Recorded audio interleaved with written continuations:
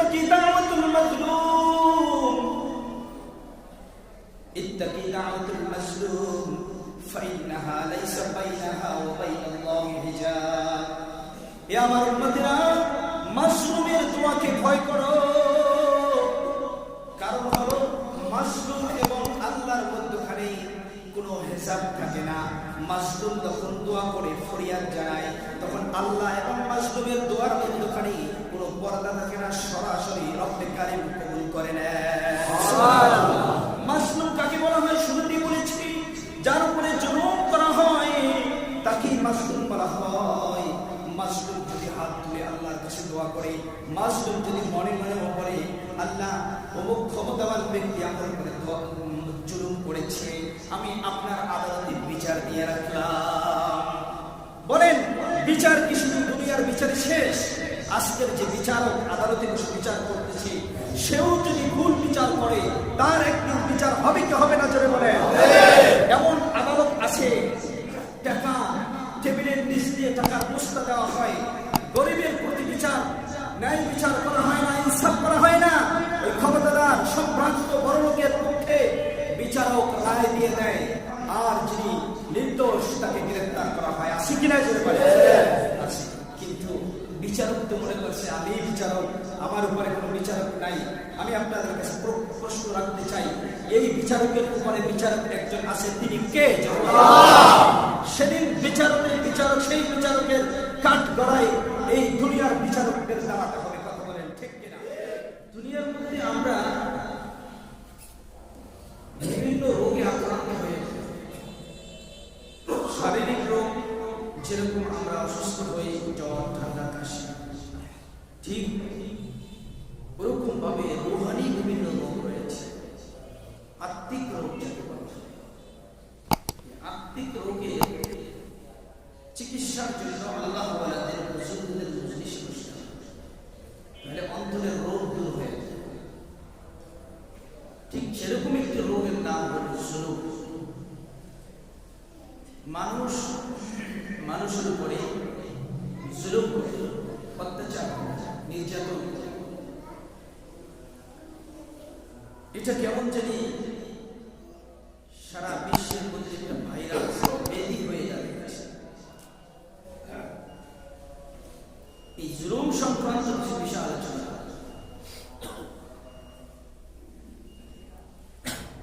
জুলুমের শাব্দিক শব্দের অর্থ হল অন্ধকার, নির্যাতন, অত্যাচার। শরীর ভাষায় জুলুম বলা হয় অন্যায় ভাবে কারো উপরে অবিচার, অত্যাচার, কারো হক নষ্ট করাকে জুলুম বলে। যিনি জুলুম করে তাকে জালিম বলা হয়, যার উপরে জুলুম করা হয় তাকে মাজলুম বলা হয়। জুলুম বিভিন্ন প্রকারের আছে, প্রধানত 4 প্রকারে বলা যায়। এর মধ্যে একটা হলো মানুষের মান সম্মান ক্ষুণ্ণ করা, নষ্ট করা। এটাও কিন্তু মানুষের মান সম্মান, ইজ্জত এগুলো নষ্ট করাকেও জুলুম বলে। এটাও একটা প্রকার। এই মান সম্মান নষ্ট করা আবার বিভিন্ন ভাবে হইতে পারে।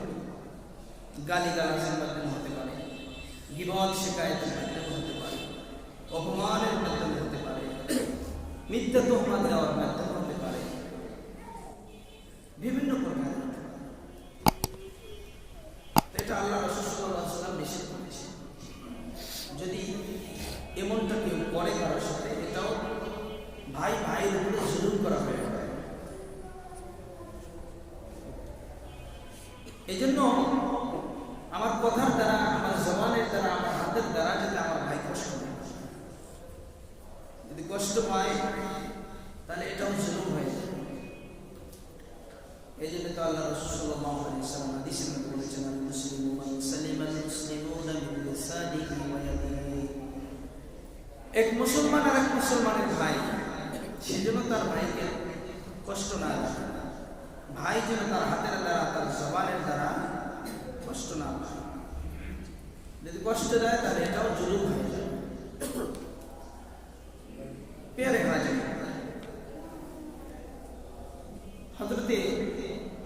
আয়েশা সিদ্দিকা রাদিয়াল্লাহু তাআলা আনহা আল্লাহ রাসূলের কাছে একবার বলতেছে, ইয়া রাসূলুল্লাহ, তার সতীনের ব্যাপারে, আল্লাহ রাসূলের অন্য আরেক স্ত্রীর ব্যাপারে, সাফিয়া রাদিয়াল্লাহু তাআলা, তিনি একটু বেটি ছিলেন, খাটো ছিলেন। তো আয়েশা সিদ্দিকা রাদিয়াল্লাহু তাআলা আনহা বিষয়টাকে স্বাভাবিক মনে করে বলতেছে, ইয়া রাসূলুল্লাহ, সাফিয়া তো মানে ইশারায় বুঝলেন সে খাটো। আল্লাহ রাসূল সাল্লাল্লাহু আলাইহি ওয়াসাল্লাম আয়েশাকে বললেন, আয়েশা, তুমি এখন যে গুনাহটা করলে, এই গুনাহের বিষ ক্রিয়া যদি সমুদ্রে নিক্ষেপ করা হয়, সমুদ্রের সমস্ত পানি কালো হয়ে যাবে, সুতরাং তুমি তওবা করো। তো একজন আরেকজনকে ইশারা দিয়েও কষ্ট দেওয়া যাবে, যে খাটো, ল্যাংড়া, লোলা, বন্ধ, ভুটকা ইত্যাদি ইত্যাদি ভাষা বলে, চিকনালি বলে, কি বলে না, এটা বলা বিষয়টাকে আমরা তো স্বাভাবিকভাবে দেখি, তাই না? কিন্তু আসলে গুনাহটা বড় গুনাহ হয়ে তার উপরে জুলুম করা। আল্লাহ নবী সাল্লাল্লাহু আলাইহি ওয়াসাল্লাম এরকম কথা বলতেছেন, বয়ান করতেছেন। এই হাদিসটা হযরত আনাস রাদিয়াল্লাহু তাআলা থেকে বর্ণিত। তিনি বলেন, নবী একবার আলোচনা করতেছেন, আলোচনার মধ্যখানে বললেন, এখন এই যে এই মুহূর্তে তোমাদের মাঝে যে আসবে, রুমে যে ঢুকবে, সে জান্নাতি। সুবহানাল্লাহ। সুবহানাল্লাহ। নড়েচড়ে বসেছেন, কি আসবে, এই লোকটা কে, জান্নাতি? তো একজন লোক ঢুকলেন, আনাস রাদিয়াল্লাহু তাআলা বলেন যে একজন লোক ঢুকলেন, তিনি আমাদেরকে সালাম দিলেন, মজলিসে বসে পড়লেন, আলোচনা শুনলেন, আবার চলে গেলেন। পরের দিন নবী আবার বয়ান করতেছেন। রাসূল বললেন ঠিক একই সময় যে এখন তোমাদের মধ্যে যিনি ঢুকবেন তিনি জান্নাতি। সুবহানাল্লাহ। তো আনাস রাদিয়াল্লাহু তাআলা বলেন যে একজন লোক ঢুকলেন, আমাদেরকে সালাম দিলেন, বসলেন, আলোচনা শুনলেন, চলে গেলেন। পরের দিন একই সময়ে একই কথা আল্লাহ নবী বললেন, তারপরে জান্নাতের কথা বললেন। তো 3 দিন যখন হইল, তখন হযরত আব্দুল্লাহ রাদিয়াল্লাহু তাআলা আনহু তিনি তার পিছনে, এই ব্যক্তি কোন আমলের কারণে জান্নাতি হইল, এটা আমাকে দেখতে হবে। তিনি তার বাড়িতে গেলেন, তার বাড়ির মেহমান হলেন, 3 দিন তার বাড়িতে বেড়ালেন। রাত্রিবেলা তিনি দেখেন যে তেমন বেশি কোনো আমল করেন না। ইশারের নামাজের পরে কিছু নফল ইবাদত করে জিকির করতেন, তারপর আল্লাহু আকবার বলে তিনি ঘুমিয়ে পড়তেন। সকালবেলা ঘুম থেকে উঠে আবার উঁচু করে ফজরের নামাজ পড়তেন। তো 3 দিন শেষ হওয়ার পরে এই সাহাবীকে বলতেছে যে, ভাই, আমি আপনার বাসায় 3 দিন মেহমান হওয়ার কারণ হলো আল্লাহ নবী আপনার ব্যাপারে জান্নাতি হওয়ার কথা বলেছেন। সুবহানাল্লাহ। আমার ইচ্ছা ছিল আপনার আমলগুলো আমি দেখবো, নকল করবো, এরপরে আমিও ওই আমলগুলো আদায় করবো, কিন্তু আপনার মধ্যে তো অতিরিক্ত কোনো বিশেষ আমল আমি দেখি নাই। সাধারণ আমরা সবাই যে আমল করি, এই আমলই তো করলেন। সাহাবী বলতেছে, কি ভাই আব্দুল্লাহ, আমি তেমন কোনো আমল করি না, আমি স্বাভাবিকভাবে আমল করে যাই। তবে আমি একটা আমল করি, আমি কোন মুসলমান ভাইকে, কোন মানুষকে আমি কষ্ট দেই না। সুবহানাল্লাহ। কোন মানুষের উপরে আমি অত্যাচার করি না, জুলুম করি না, কারো প্রতি আমি মিথ্যা তুহমাত দেই না, কারো প্রতি আমি হিংসা রাখি না, অহংকার করি না। তো আব্দুল্লাহ রাদিয়াল্লাহু তাআলা বলেন যে, ভাই, এই কারণে আল্লাহ তোমার মর্যাদাকে এত উপরে উঠিয়ে দিয়েছে। সুবহানাল্লাহ। প্যারে হাজিরিন, জুলুম 2 নম্বরে হলো মানুষের অর্থ সম্পদ লুণ্ঠন করা। মানুষের অর্থ সম্পদ লুট করা, এটাও একটা অত্যাচার। এটাও বিভিন্নভাবে হতে পারে, চুরির মাধ্যমে হতে পারে, ডাকাতির মাধ্যমে হতে পারে, দুর্নীতির মাধ্যমে হতে পারে, জমি দখল জবরদখল করার মাধ্যমে হতে পারে। বিভিন্নভাবে এই যে অর্থ সম্পদ লুট, আত্মসাৎ, এটা হতে পারে। যদি ইসলামী রাষ্ট্র ব্যবস্থা হয়, তাহলে চুরির যে শাস্তি আছে সে শাস্তি তাকে দিতে হবে। দেশীয় যে শাস্তি, এই শাস্তির মাধ্যমে আসলে চোর, ডাকাত, সন্ত্রাস ভালো করা সম্ভব না। কথা বলেন ঠিক? যদি সম্ভব হইত, তাহলে স্বাধীনতার পর থেকে এখন দুর্নীতি আর চুরি আর ডাকাতি কমছে না বাড়ছে? দুর্নীতি, চোর, ডাকাত, ছিনতাইকারী, জুলুম, অত্যাচার এগুলো বেরিয়ে চলছে। জেল হাজতে ঢোকানোর পরে কি হবে? আবার তো বের হয়ে যায়, বের হয়ে তো আবার। আর যারা এই ধরনের লোক, তারা জেলের মধ্যে শুনছি নাকি আরো ভালো ভালো থাকে, ভালো নাস্তা পানি তাদেরকে দেওয়া হয়, যারা বড় টপ লেভেলের লিডার। এই জন্য কোরআনে আইন দরকার আছে কিনা? কোরআনের আইন। যারা সাধারণ চোর, শশা চুরি করে, আম চুরি করে, আছে না, যারা এদেরকে সাধারণ শাস্তি, এলাকার সালিশ ব্যবস্থা অনুযায়ী সাধারণ বিচার করতে হয়। আর যারা বিশেষ চোর, 10 দিরহামের বেশি যারা চুরি করবে, যেমন একটা দামি মোবাইল চুরি করলো, গরু চুরি করলো, এই চোরদের জন্য ইসলামী শরিয়া শাস্তি দিয়েছে যে সে যে মূল্যবান হাত দিয়ে চুরি করেছে তার সেই হাতটা কেটে দেওয়া। যে ডাকাতি করছে, হত্যাও করেছে, ডাকাতিও করেছে, তাকে ফাঁসির কাষ্টে ঝুলানো হবে। আরেকজন ব্যক্তি হত্যা করেছে কিন্তু লুণ্ঠন করতে পারে নাই, তাকেও হত্যা করা হবে। আবার এমনও ডাকাত আছে যে হত্যা করে নাই, লুণ্ঠন করছে, তার ব্যাপারে শরীয়ত শাস্তি দেয়, তার বিপরীতমুখী অঙ্গ কেটে দেওয়া হোক, অর্থাৎ ডান হাত কেটে কাটা হোক, অন্যদিকে বাম পা কেটে দেওয়া হোক। আচ্ছা বলেন তো আপনারা, এমন দুই একটা ঘটনা যদি ইসলামী সরকার বাইতুল মুকাররমের ওখানে সমস্ত জনগণের সামনে করে থাকে না, এটাকে লাইভ সম্প্রচার করা হয়, সারা দেশ দেখবে, বিশ্ব দেখবে, এরকম শাস্তি যদি দিয়ে তারপর এটা প্রচার করা হয়, বলুন তো এরপরে যারা চোর আছে তাদের ভিতরে কম্পন সৃষ্টি হবে না? কম্পন সৃষ্টি হবে। তো এটার উদ্দেশ্য এই নাই যে প্রতিদিন শুধু হাত কাটার মধ্যে থাকে। ইসলাম এমন একটি বিধান দিয়েছেন যে এই বিধান যদি কেউ বাস্তবায়ন করে, অল্প কিছু দিনের মধ্যে চুরি বন্ধ হয়ে যাবে, তার হাত কাটার দরকার হবে না, ফাঁসি আর প্রয়োজন হবে না, পা কাটার আর প্রয়োজন হবে না। বনু মাকসুম গোত্রের এক মহিলা চুরি করেছে, সম্ভ্রান্ত বংশের মহিলা থাকে না, মানুষ থাকে না, সম্মানিত বংশ, চুরি করেছে। আল্লাহ নবী ঘোষণা দিয়েছেন তার হাত কেটে দেওয়া হলো। তার নাম হলো ফাতেমা। এখন ওই গোত্রের লোকেরা সকলে মিলে সাহাবীদের কাছে আসছে। সাহাবীদের মধ্যে হযরতে উসামা রাদিয়াল্লাহু তাআলা আনহুর সাথে রাসূলের বড় মহব্বত।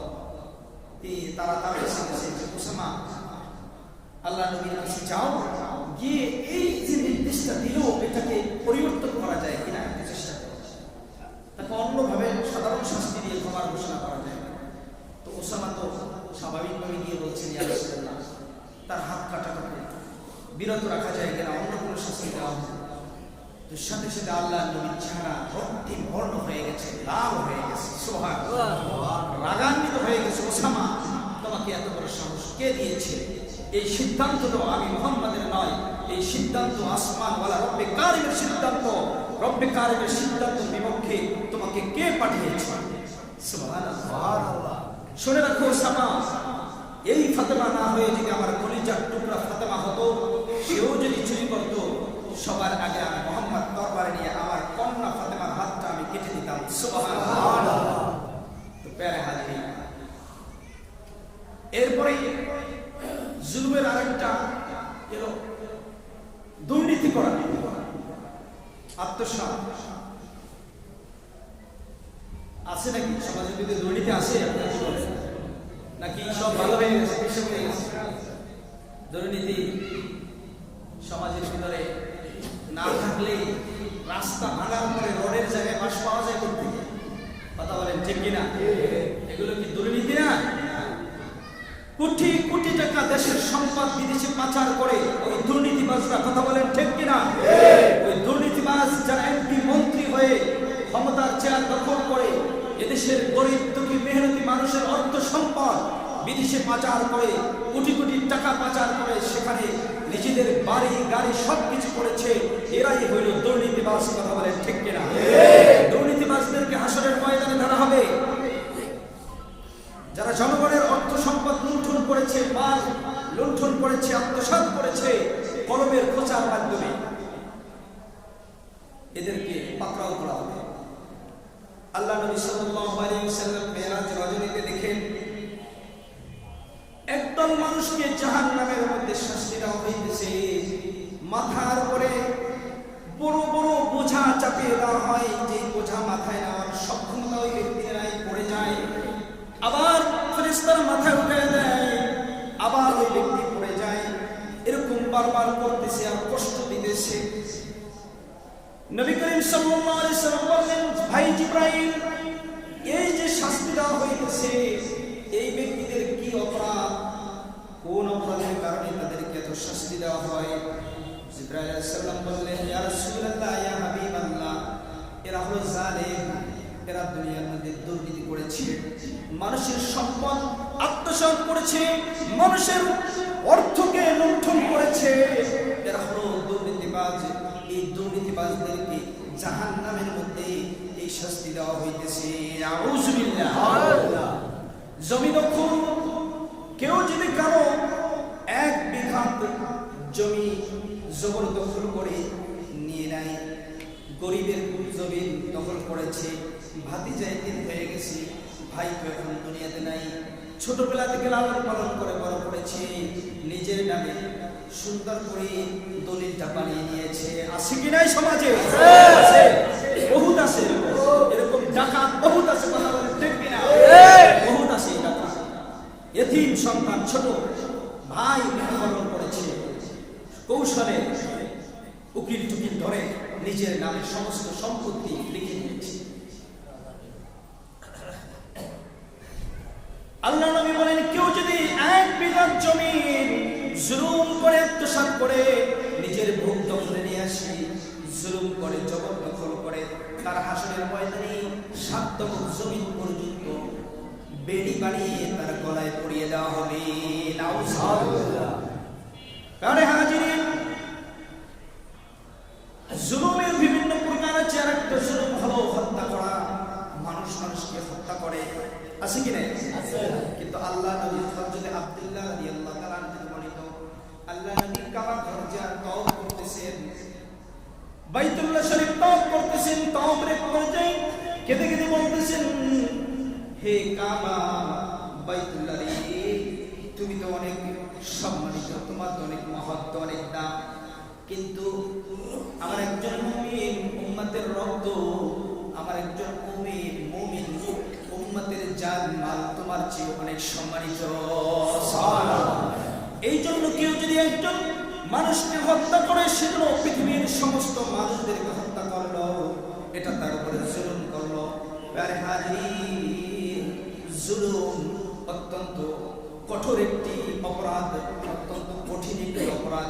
এই জন্য আল্লাহ নবী বলেন, ইত্তাকুজ জুলুম ফাইন্না যুলমা যুলমাতুন ইয়াউমাল কিয়ামাহ, জুলুমকে ভয় করো, জুলুম থেকে সাবধানে থাকো, কেননা কাল হাসরের ময়দানে জুলুম অন্ধকার আকৃতি ধারণ করবে।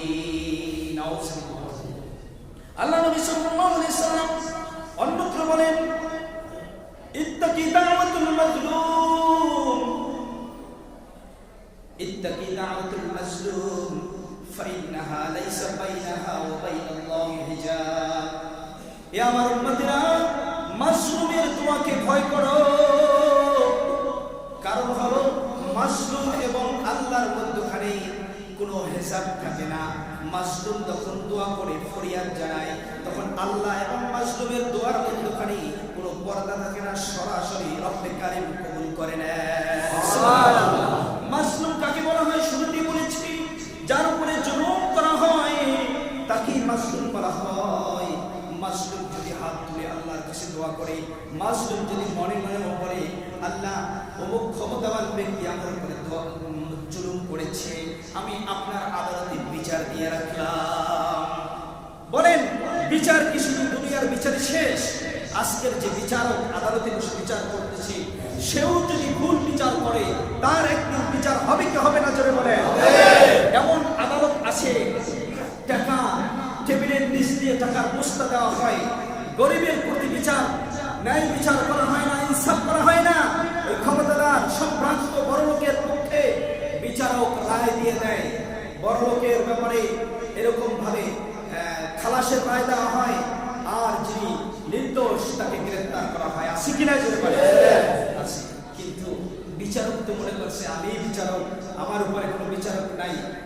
আপনাদের কাছে প্রশ্ন রাখতে চাই, এই বিচারকের উপরে বিচারক একজন আছে, তিনি কে? সেদিন বিচারক সেই বিচারকের কাঠ গড়ায় এই দুনিয়ার বিচারকদের দাঁড়াতে হবে। কথা বলেন ঠিক কিনা? বিচারকদের দাঁড়িয়ে জীবনের হিসাব দিতে হবে, জীবনের হিসাব দিতে হবে। তখন এই মাসলুক ব্যক্তিরা দলে দলে কাতার দিবে। আল্লাহ নবী বলেন, সাহাবারা, প্রকৃত দেউলিয়াকে, প্রকৃত অভাবীকে তোমরা কি জানো? সাহাবায়ে আজমাইন বললেন, ইয়া রাসূলুল্লাহ, যার কাছে অর্থ সম্পদ নাই, যার গাড়ি নেই, টাকা পয়সা নাই, দৌলত নেই, সে তো প্রকৃত দেউলিয়া। আল্লাহ নবী বললেন, না সাহাবারা, কাল হাসরের ময়দানে অনেক মানুষ এমন হবে যাদের আমলনামে অনেক নামাজ হবে, অনেক তাহাজ্জুদের আমল থাকবে, জিকির আজকারের সব থাকবে, রোজার সব থাকবে, দান সদকার সব থাকবে, সব কিছু নিয়ে যখন উঠবে, কিন্তু তার চতুর্দিক থেকে অনেক মাসলুকরা হাজির হবে। আল্লাহর কাছে বলবে, আল্লাহ গো, আপনার এই বান্দা আমার উপরে প্রহার করেছিল, আমার সম্পদ লুণ্ঠন করেছে, আমার উপরে জুলুম করেছিল, আমার স্ত্রীর উপরে জুলুম করেছে, আমার সন্তানের উপরে জুলুম করেছে, আমি বাড়ি থেকে বের হব, আমার রাস্তা বন্ধ করে দিয়েছে। আছে কি নাই? রাস্তাটা বন্ধ করে দিয়েছে। কিছুদিন আগে ভিডিওতে দেখলাম যে এক বড় গরিব অসহায় মানুষ, ছোট্ট একটি ঘর আছে, সে বের হওয়ার যে রাস্তা, সে চাইতেছে সে জমিটা তাকে দিয়ে দেওয়া, তো না দেওয়াতে সে কি করছে, সেই রাস্তার উপরে বিশাল প্রাচীর দিয়ে দিচ্ছে। তো তারা কি করে, এক মহিলা আর মেয়ে দুজন, তারা ওখানে চঙ্গা দিয়ে সিঁড়ি দিয়ে পরে উঠে আবার নিচে নামে। এটা আবার সময় টিভি যে চ্যানেল আছে তারা এটাকে তুলে ধরছে। তো এই যে এটা কি জুলুম, বলেন এটা কি জুলুম? হ্যাঁ, তো হাসরের ময়দানে মাসলুকরা কাতার দিবে আর বলবে, আল্লাহ গো, আপনার এই বান্দা আমার উপরে জুলুম করেছে, আমার অর্থ সম্পদ নিয়ে নিয়েছিল, আমার মান সম্মান লুণ্ঠন করেছে, আমরা এর পাওনা চাই। তো আল্লাহ তাআলা বলবেন, ফেরেশতারা, ওর যত নেকি আছে এই মাসলুকদের মাঝে বন্টন করে দাও। সব বন্টন করে শেষ হয়ে যাবে, কিন্তু পাওনাদার অনেক বাকি থেকে যাবে, অনেক মাসলুক এখন বাকি থেকে যাবে।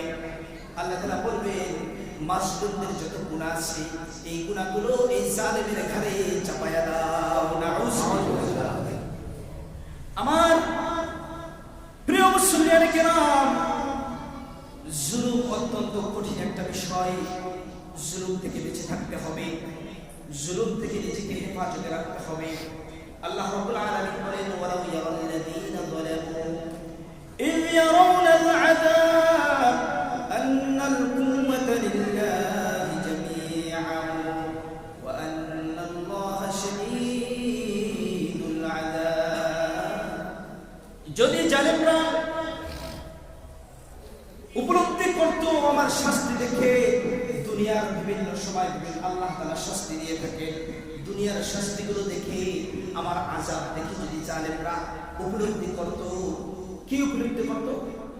আন্নাল কুওয়াতা লিল্লাহি জামিআ, সমস্ত ক্ষমতার মালিক কে? আল্লাহ। যদি তারা উপলব্ধি করত যে সমস্ত ক্ষমতার মালিক তো আল্লাহ, করোনা দিয়েছেন কে?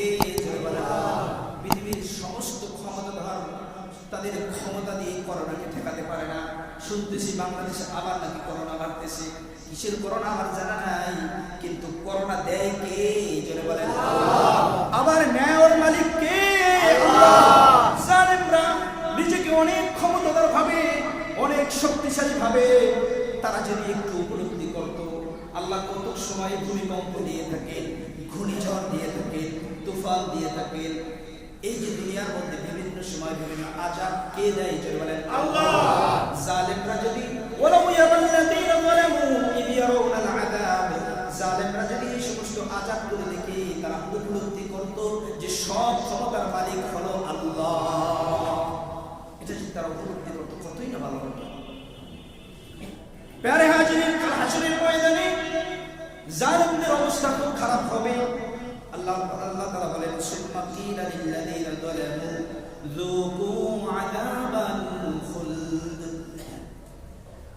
সেদিন আল্লাহ তাআলা জালিমদেরকে ডেকে ডেকে বলবেন, দুনিয়ার মধ্যে যারা জুলুম করেছো, আজ তোমরা এই হাসরের ময়দানে স্থায়ী শাস্তি ভোগ করো, স্থায়ী আযাব ভোগ করো। আল্লাহ তাআলা বলেন, ওয়া মা লিয-যালিমিনা মিন নাসীর। কাল হাসরের ময়দানে জালেমদের পক্ষে কোনো সাহায্যকারী থাকবে না, জালেমদের পক্ষে কথা বলার মতো কেউ থাকবে না। কে বলেছে? আল্লাহ বলেছে, মা লিয-যালিমিনা মিন হামিমিন ওয়ালা শাফীঈন ইউতা। আল্লাহ বলেন, কাল হাসরের ময়দানে জালেমদের কোনো বন্ধু থাকবে না, জালেমদের কোনো বন্ধু থাকবে না, এবং ওয়ালা শাফীঈন ইউতা, তাদের পক্ষে কোনো সুপারিশকারীও থাকবে না। ঘোষণাটা কার? আল্লাহ।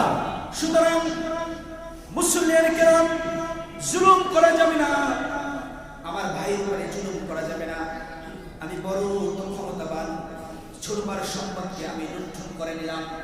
আবার অনেক সময় বড় ভাই সাদা সিধা মানুষ, কৃষক, নিজে লেখাপড়া করে নাই, ছোটটাকে লেখাপড়া করে উকিল বানিয়েছে, ব্যারিস্টার বানিয়েছে, নিজের জীবনটা দিয়ে ছোট ভাইকে মানুষ করেছে। কিন্তু দেখা যায় যে এই ছোট ভাই বিয়ে শাদী করেছে, বড় হয়েছে, এখন গরিব বড় ভাইয়ের খোঁজ খবর নেয় না, বরঞ্চ কলমের খোঁজা দিয়ে বড় ভাইয়ের সম্পদকে লুণ্ঠন করেছে। আছে কি নাই? উভয়টাই আছে। এই জন্য কোনোভাবেই জুলুম করা যাবে না। আল্লাহ বলে, আমি তোমাদেরকে তিনটা নিয়ামত দিয়েছি, এই তিনটা নিয়ামতের যথাযথ কদর করতে পারলে আমি তার মর্যাদাকে ফেরেশতাদের উপরে উঠিয়ে দিব। তিন নিয়ামত, একটা আমি তোমাদেরকে চক্ষু দিয়েছি, চক্ষু যা দিয়ে তোমরা দেখো। আমি তোমাদেরকে কান দিয়েছি, যা দিয়ে তোমরা শোনো। আমি তোমাদেরকে অন্তর দিয়েছি, যা দিয়ে তোমরা চিন্তা ভাবনা করো। এই তিনটা নিয়ামতের কদর, তিনটা নিয়ামত যদি তোমরা যথাযথভাবে ব্যবহার করো, ও আমার বান্দা, আমি তোমাদের মর্যাদাকে আমার নূরের তৈরি ফেরেশতাদের উপরে দান করব। আবার আল্লাহ তাআলা বলেন অন্যত্রে, উলাইকা কাল আনআমি বাল হুম আদাল। কত মানুষ আছে এমন যারা পশু, বলে পশুর চেয়ে নিকৃষ্ট। কে বলেছে? আল্লাহ। বলতে পারেন যে হুজুর, আল্লাহ তাআলা তো এখানে ইনসাফ করেন নাই, মানুষদেরকে আশরাফুল মাখলুকাত বানিয়ে আবার তাদেরকে পশুর সাথে তুলনা করেছে, বরং পশুর চেয়ে নিকৃষ্ট বলেছেন। এটা কিভাবে হইল? আমি বলবো না, এখানেও আল্লাহ তাআলা নিকৃষ্ট বলার মাধ্যমে আল্লাহ তাআলা ইনসাফ কায়েম করেছেন, আল্লাহ তাআলা সুবিচার করেছেন। বলবেন, প্রশ্ন করবেন যে হুজুর এটা কিভাবে হইল? আমি আপনাদেরকে যদি প্রশ্ন করি, এই যে তিনটা নিয়ামত, এই তিন নিয়ামতের দুই নিয়ামত হাইওয়ান জানোয়ারের মতো আছে, কান আছে, চক্ষু আছে, কিন্তু বুঝ শক্তি নাই, চিন্তা ভাবনা অন্তর তাদের নাই। এখন তিন নিয়ামত যারা যথাযথ কাজে লাগাবে তাদের মর্যাদা ফেরেশতাদের উপরে, তিন নিয়ামত যারা কাজে লাগাবে না তাদের মর্যাদা হাইওয়ান জানোয়ার কুকুরের চেয়েও নিকৃষ্ট হয়ে যাবে। দুটোটা কথাই কান। আল্লাহ। প্রশ্ন কিভাবে? আমি আপনাদের প্রশ্ন করব। আমাদের সমাজে দেখবেন যে ভাদ্র মাসে কিছু কুকুর আছে, একটা নারী কুকুরের সাথে 4-5টা পুরুষ কুকুর ঘোরে, আছে কিনা? এবং অবৈধ পন্থায় মেলাম, এরা কি বিয়ে শাদী করে? বিয়ে শাদী করে। অবৈধ পন্থায় মেলামেশার মাধ্যমে সন্তান জন্ম নেয় কি নেয় না? এখন আমি বলবো, এদের চোখ আছে, কান আছে, কিন্তু চিন্তা ভাবনার মতো মানসিকতা নাই, অনুধাবনের অন্তর নাই তাদের। তো অন্তর না থাকার কারণে তারা এই সমস্ত গুনাহের কাজ করছে। গরু ছাগল অন্যের ফসল খায়, খায় কি খায় না? নষ্ট করে, সম্পদ নষ্ট করে, লুণ্ঠন করে। আচ্ছা বলেন তো, এরা কি বুঝে পড়ছে না না বুঝে পড়ছে? না বুঝে পড়ছে, কারণ সে বুঝশক্তি তাদের দেওয়া হয় না। কথা বলেন ঠিক কিনা? ঠিক তেমনি ভাবে মানুষ, আমাদের সমাজে এমন কিছু মানুষ, হাইওয়ান জানোয়ারের স্বভাবের লোক আছে কি নাই, যারা একটা মেয়ের সাথে একাধিক পুরুষে মেলামেশা করার মাধ্যমে সন্তান দুনিয়ার মধ্যে অবৈধ সন্তান যার সন্তানের জন্ম দিয়ে থাকে না থাকে।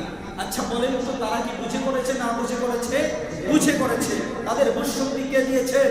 আল্লাহ দিয়েছেন। শুধু বুঝেই করে নাই, ভালোভাবে বুঝে করেছে। কোথায় নিতে হবে, কোন জঙ্গলে নিতে হবে। 14ই ফেব্রুয়ারি আসলে দেখবেন এই ধরনের অনেক ঘটনা ঘটে। কথা বলেন ঠিক কিনা?